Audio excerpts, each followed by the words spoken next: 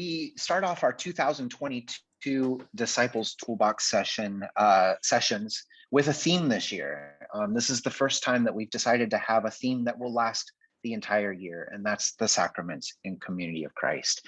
We're going to start this evening with an introduction to the sacraments with Mike Botts, who is an evangelist in Hanover, Germany. He'll be our presenter this evening. But we have a diverse group of presenters all year round, this year, that will be presenting on the 8 individual sacraments in Community of Christ, including the theology behind those sacraments, past and current practice, and many, many other great things. Our sessions last about 1 hour, and we have a Q&A always as part of it, so our presenters can also respond to you. I'll give you more information as we go on today. So I'm going to turn the time over to our presenter, Mike. Thank you for being with us. Thank you for the introduction, Michael. As Michael has already said, my name is Mike Botts. I'm from Hanover, Germany, but originally from the United States, in the Kansas City area. But I've lived in Germany since 1974, so I don't know if I'd go so far as to say I consider myself to be German, but let's say I kind of, if it's possible, I would consider myself to be more European. I would like to start this session with a short meditation. So I would like to ask you to mute your microphones. And as we go into the meditation, you might want to close your eyes. And I know it's sometimes funny when you close your eyes and your picture is shown. So you might want to take your picture off during the meditation. But please leave your microphones off. And I'll see if I can get this presentation going on the technical side.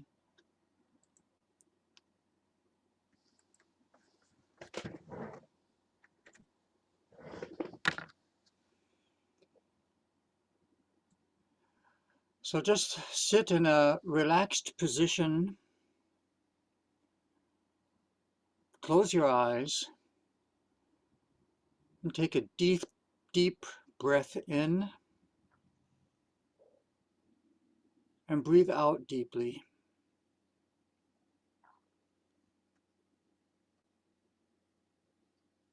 Breathe in and out again.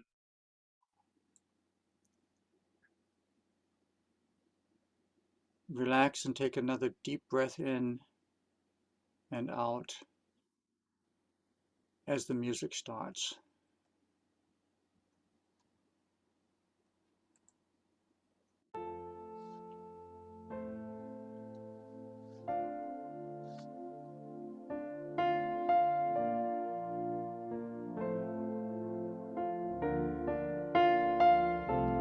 Continue deeply breathing in and out.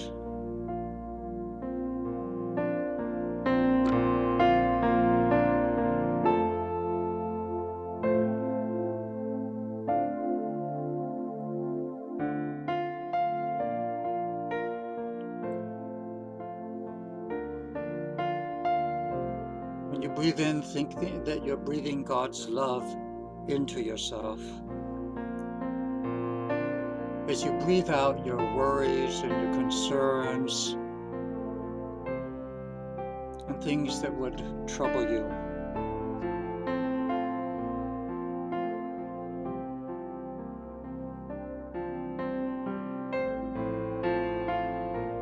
Maybe it would help to have an image of a candle and its light in your mind.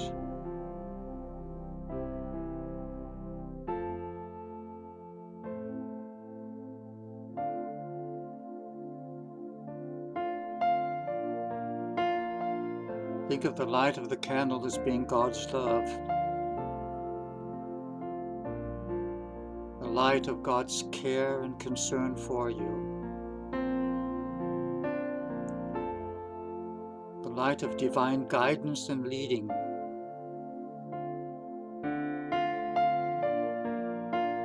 the light of healing and blessing,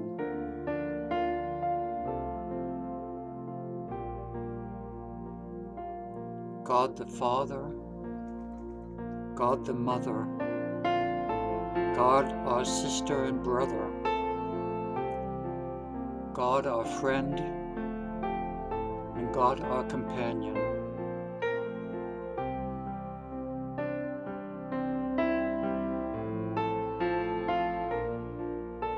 Pray with me.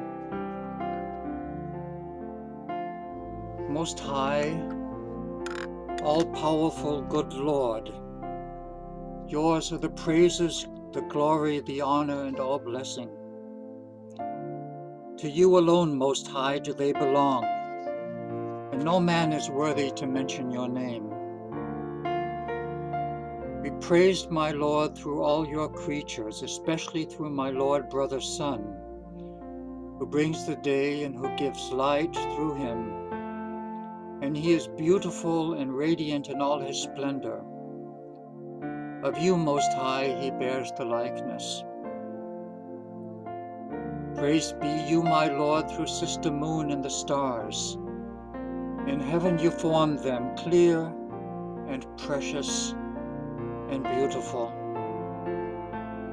Praised be you, my Lord, through Brother Wind, and through the air cloudy and serene, and every kind of weather through which you give sustenance to your creatures. Praised be you, my Lord, through Sister Water, which is very useful and humble and precious and chaste. Praised be you, my Lord, through Brother Fire, through whom you light the night, and he is beautiful and playful and robust and strong. Praised be you, my Lord, through Sister Mother Earth, who sustains us and governs us, and who produces varied fruits with colored flowers and herbs. Praised be you, my Lord, through those who give pardon for your love, and bear infirmity and tribulation. Blessed are those who endure in peace, for by you, Most High, they shall be crowned. Praised be you, my Lord, through our sister bodily death, from whom no living man can escape.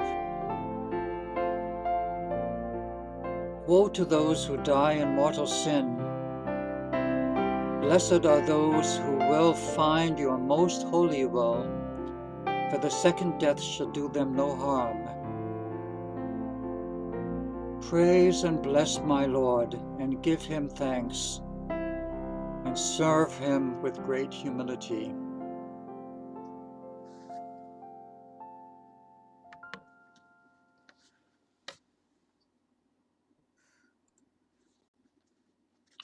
You may now open your eyes, and if you wish, you could turn your cameras back on.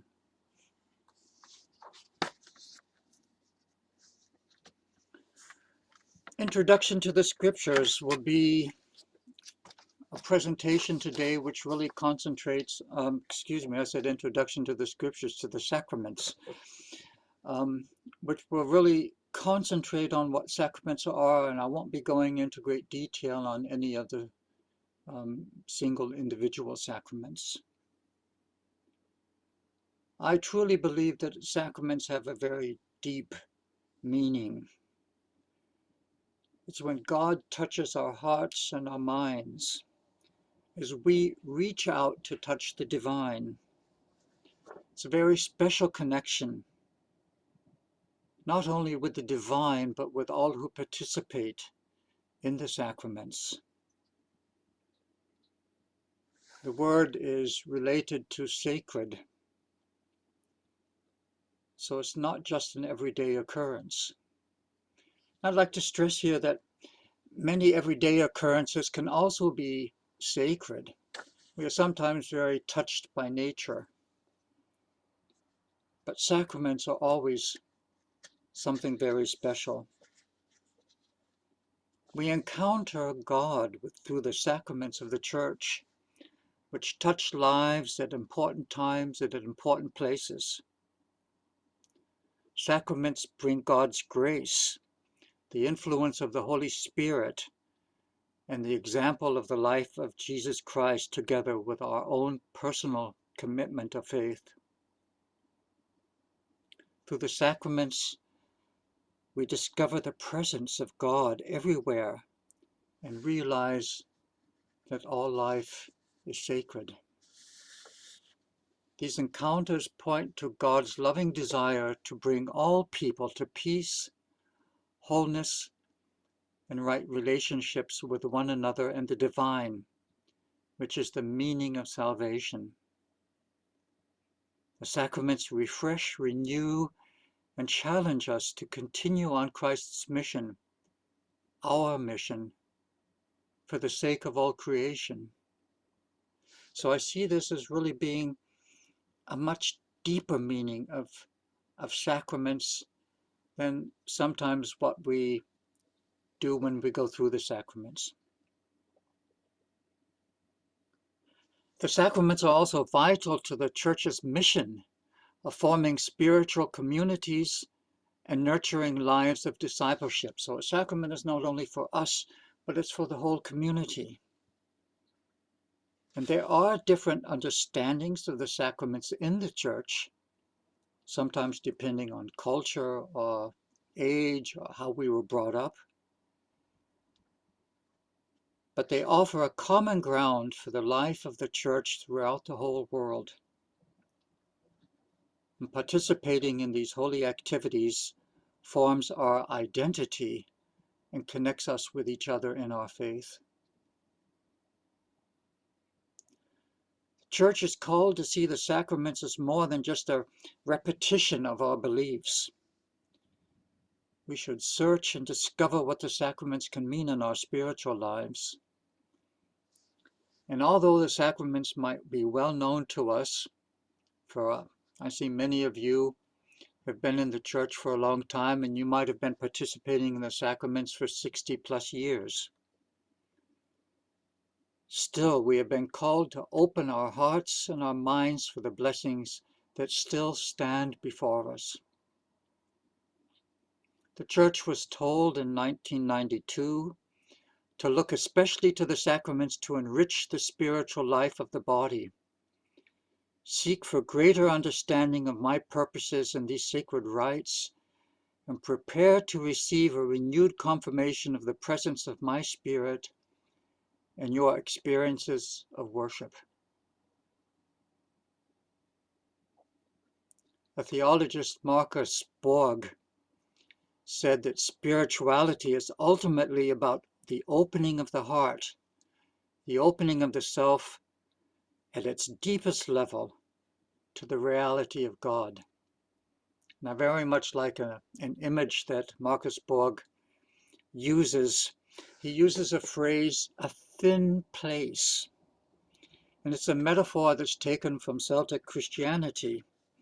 And he says, and I quote him, "Within Celtic Christianity, a thin place is any place where the border or the boundary between non-material reality and material reality becomes very thin." And I'd like to repeat that again because those are two phrases that we don't use every day. He says non-material reality, which means a reality which goes beyond something that we can touch or feel or shake and make noises with, and the material reality, a boundary, a thin border between non-material reality and material reality becomes very thin, virtually transparent, porous, malleable. A thin place, he says, is any place where we experience the sacred.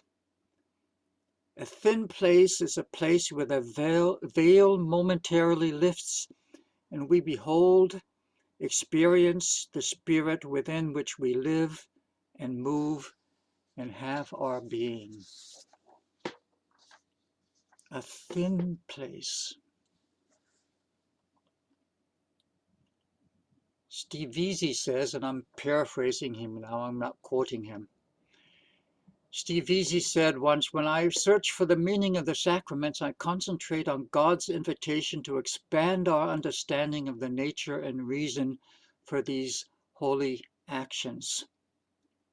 And he quotes again the scripture from Doctrine and Covenants.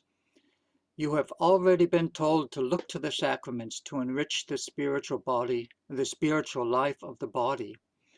It is not the form of the sacrament that dispenses grace, but it is the divine presence which gives life.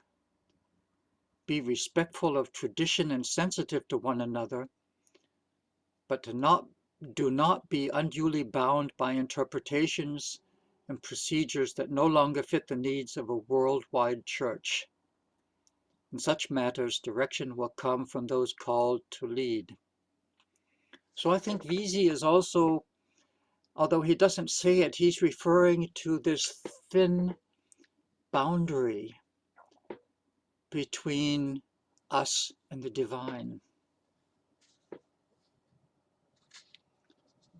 Steve Vesey continues to say, one of the main points of this revelation, the one I just read, is that when we carry out the sacraments, we should not lose sight of what is most important. The effectivity of the sacraments is not in carrying them out step by step, but in opening our hearts and minds for God's grace, which is revealed in the sacraments. And he further says that we should be challenged to be open for new dimensions of the sacraments which lie before us. There might be things that are still out there which we have not as a church yet discovered. He says this does not mean total freedom for individuals or congregations. We can't just go out and say, people, I've found a new sacrament that I'm going to introduce to you. But they are sacraments for the whole church. So they have a very special meaning for everyone in the church.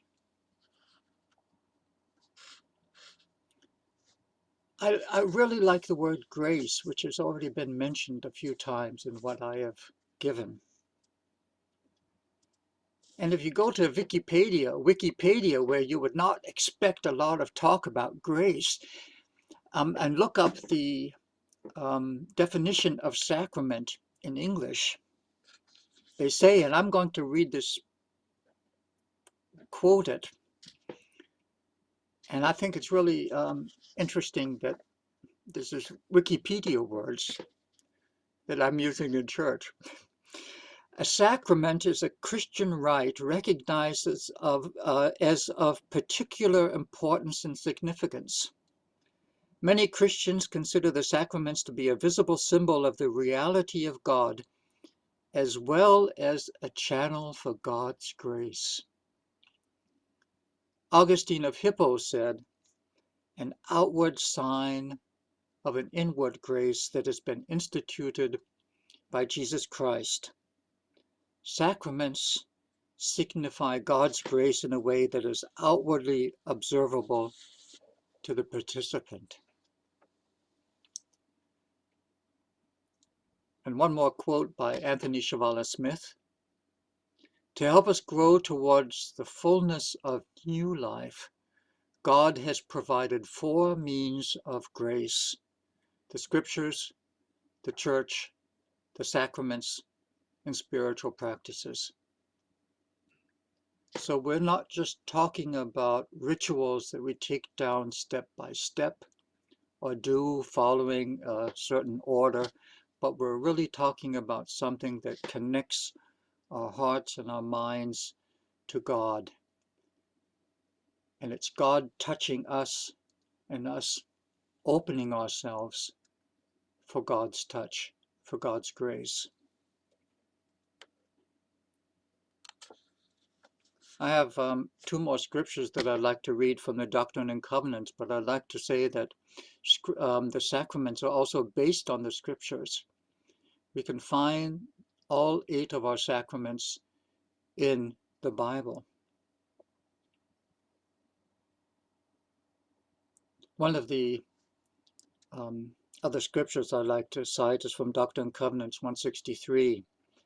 Generously share the invitation, ministries, and sacraments through which people can encounter the living Christ, who heals and reconciles through redemptive relationships in sacred community.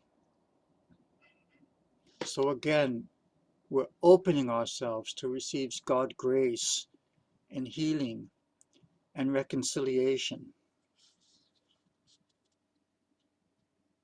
And from Doctrine and Covenants 163 again, collectively and individually, you are loved with an everlasting love that delights in each faithful step taken. God yearns to draw you close so that wounds may be healed, emptiness filled, and hope strengthened. Do not turn away in pride, fear, or guilt from the one who seeks only the best for you and your loved ones. Come before your eternal Creator with open minds and hearts, and discover the blessings of the gospel in you. Be vulnerable to God's grace.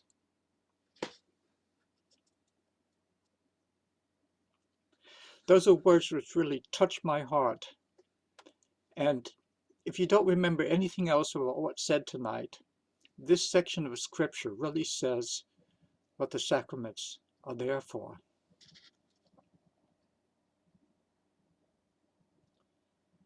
We recognize that the sacraments as expressions of God's loving grace and presence. I keep saying that word grace, don't I? We recognize that the sacraments as expressions of God's loving grace and presence involve symbols, procedures, and words that draw us deeper into covenant with God, who yearns to offer wholeness in our lives. Evangelist Jane Gardner, who some of you might know, expands our understanding of symbols as she states, these symbols of faith are manifestations of the divine, using things such as olive oil or bread or water or a ring or wine. These symbols use actions such as the laying on of hands. They use events such as a communion service. People are involved, a congregation or a group. Communities are involved, and symbolic language is involved, such as covenant or consecrate or bless. When recognized symbols of the sacrament are encountered visually or through words, they invite individuals in the spiritual community to remember encounters with God that bless life and anticipate additional ones. When recognized symbols of the sacrament are encountered visually or through words, they invite individuals or groups to remember encounters with God. So I'd like to ask you now, if you would like to share an encounter with God that you had through a sacrament. We won't have the time to go into great detail, so I'd like to ask that you keep your thoughts short, and I think it would be a good idea to break into, let's say, into 2 breakout rooms. Mike.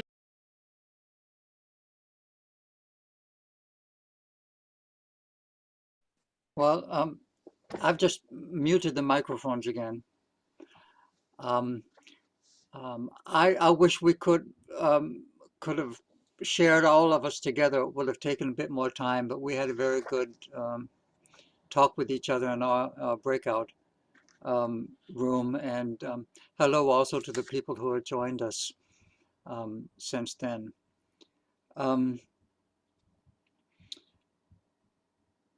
Again, I think the most important thing for the session tonight as an introduction to the sacraments is really how deep the sacraments are. We did in our breakout room, someone asked the question, what are the 8 sacraments of the community of Christ? But those will be gone into in much more detail later, and I will mention them in just a couple of minutes.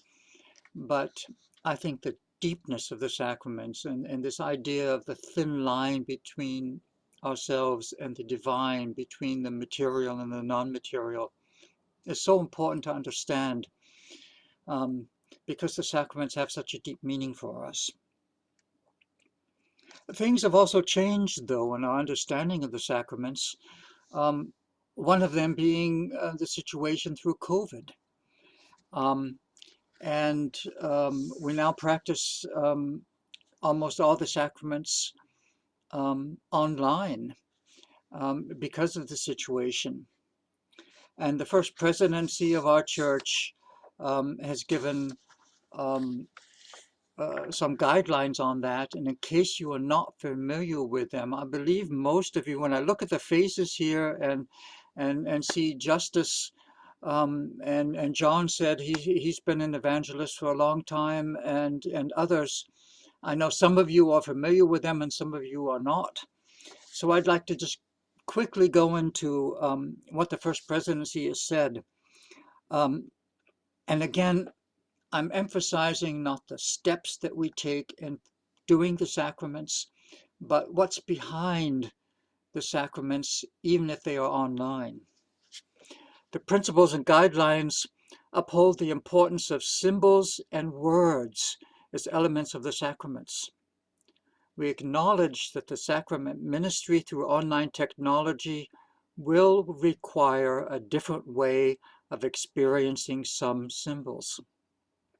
When it is not possible to use symbols that involve touch, such as laying on of hands, providing a visual expression of those symbols, or an auditory statement, which is provided in the guidelines that we have, is an effective way to encounter symbolic meaning and connection in the sacraments. Again, encounter. As much as possible, we encourage priesthood to make the sacrament symbols visually present in the online sacrament experience. So we're saying that we're not just doing things online, but we're still upholding what is so important for us in the sacraments. Priesthood members are encouraged to do the best they can to uphold the principle of symbols associated with the sacraments. And in this spirit, we believe the gift of offering the sacraments through an online setting will provide effective ministry needed in the church and the broader community. It is our hope that providing for the sacraments to be shared through online experiences will continue the pastoral care ministries the church is called to extend into human life, even during this time of physical distancing. It also will provide the church learnings for how to share the sacraments in a world that is becoming more borderless through online connections. May blessings abound as you offer these gifts. And I think several of you have already experienced these blessings that we have through online technology. And wouldn't it be a shame if we kind of set up a wall because of the COVID situation, if we weren't able to share these sacraments, which are so important to us? One of the people in our breakout group mentioned that we have also changed the way we administer the sacraments over the years. We did have a time where only members of the church were allowed to partake of the sacraments. And I can remember some very strict people who were tried to make sure that people were worthy of the sacraments and made decisions as to who would get the sacraments or not. And that is something that has changed in the church. We have a different understanding of becoming a member of the church. We have a different understanding of the evangelist blessing, which is extended beyond just a personal blessing, which is given once in a lifetime, but now can be given more than once and can also be extended to groups or to congregations. So, although the basic sacrament has not changed, the way we administer the sacrament has changed. And it wouldn't surprise me if sometime in the future, and I'm not trying to look into a crystal ball, but maybe sometime in the future we will have other changes which will be coming our way. So I've got 2 more slides in the PowerPoint I'd like to show.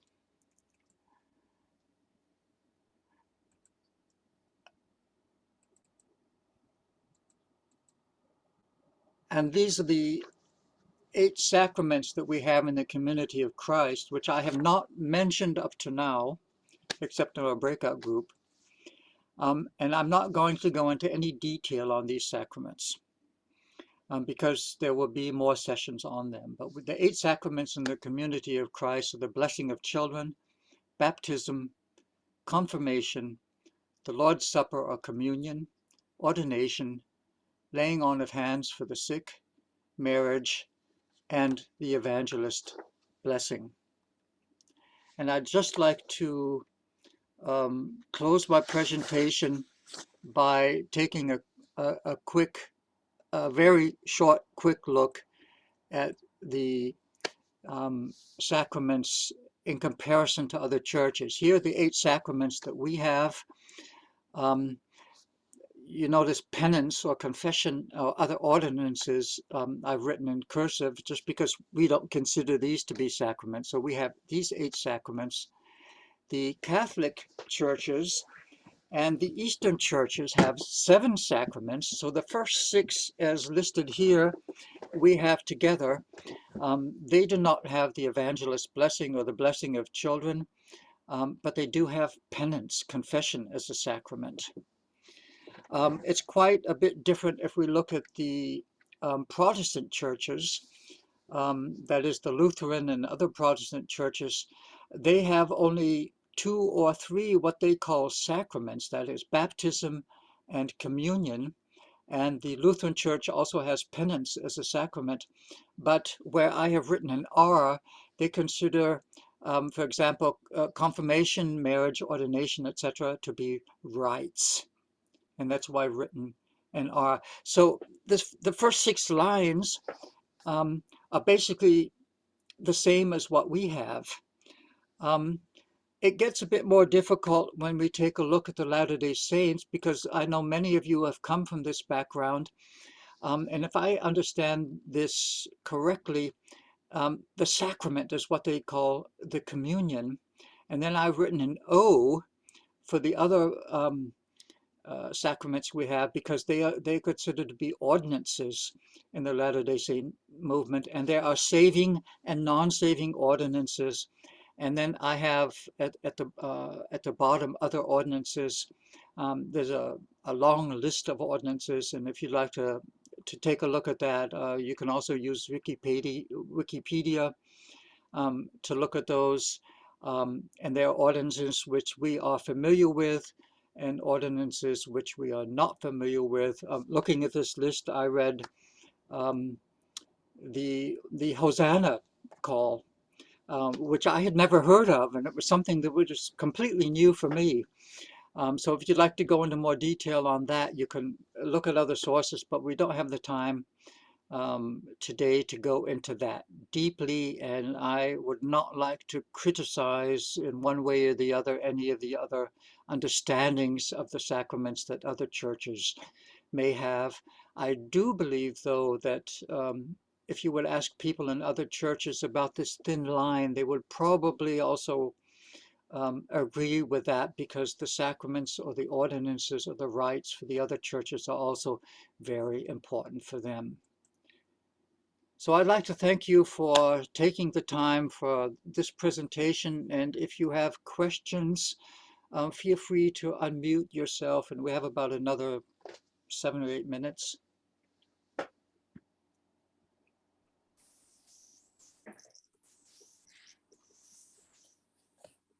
Would it be possible to get a copy of your slides, Mike? I apologize for being late.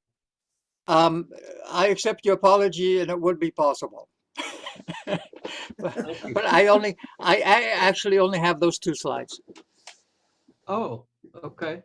That's The last one was very intriguing to me. yeah, okay. Well, I tried just to really make it simple, because I just wanted to kind of take a glance at that, and I didn't want to take the time to go into great detail on the differences. I'd like to say thank you, Mike, because it's been pretty wonderful that this evening.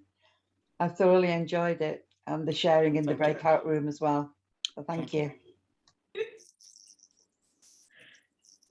Mike, can I ask a question? Yes.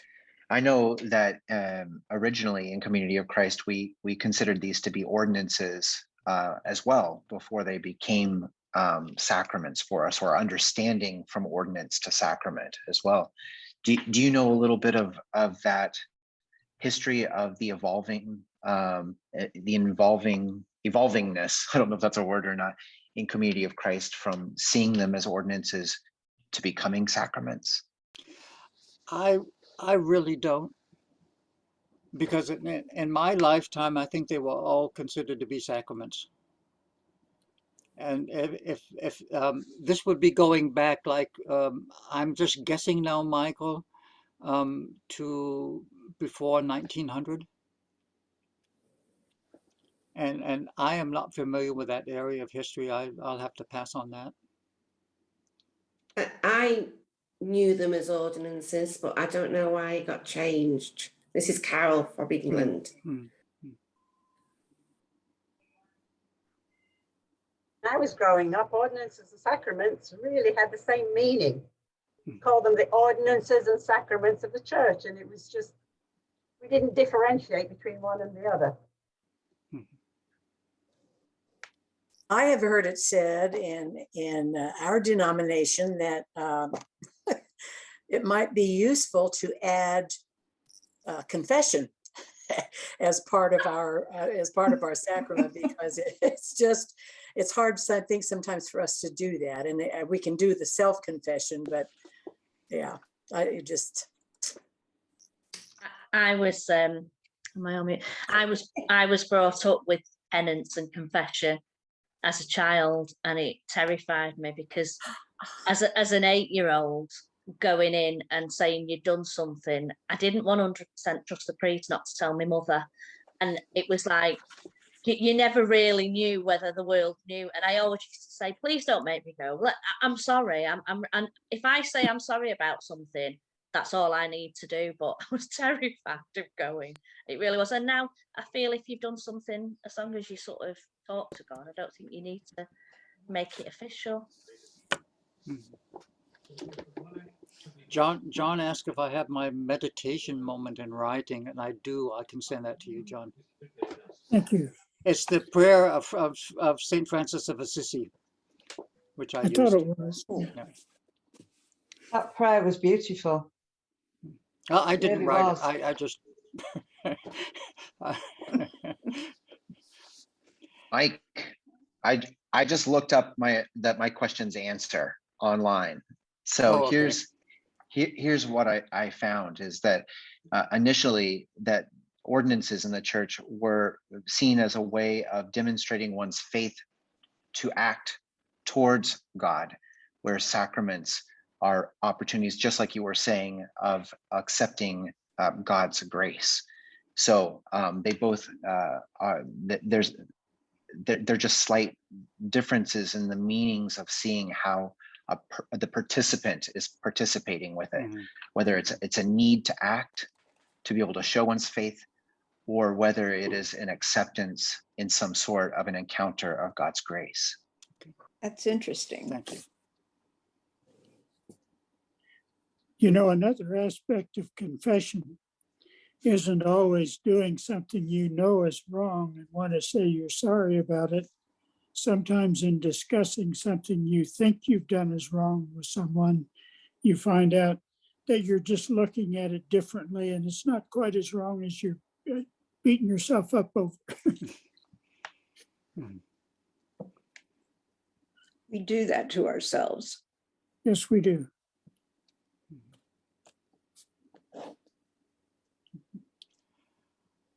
We still have just a couple of minutes. As I understand it, the future sessions will go into greater detail on each of the separate sacraments, and I believe Michael said that there will be one session which will treat baptism and confirmation together, as they are very closely related. So there will be 7 more sessions for the 8 sacraments.